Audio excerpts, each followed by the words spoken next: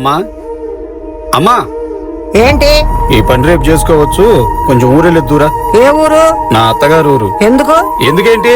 నా భార్యను తీసుకురావడానికి. నా వల్ల కాదు. ఎందుకు కాదు? ఏరా ఎందుకు కాదో నీకు తెలీదా? దాన్ని నువ్వేమనుకున్నారా వెళ్ళిపోయిందా?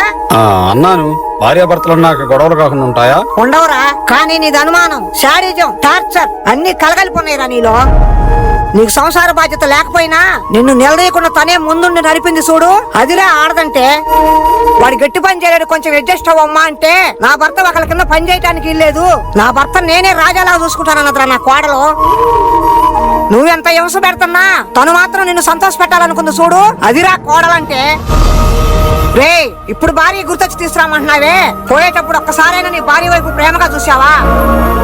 గౌరవంగా సంసారం చేసే ఆడదాన్ని గడప దాటి దాకా తెచ్చుకుంటే ఎంత మగోడికైనా పరిస్థితి ఇలానే ఉంటుంది.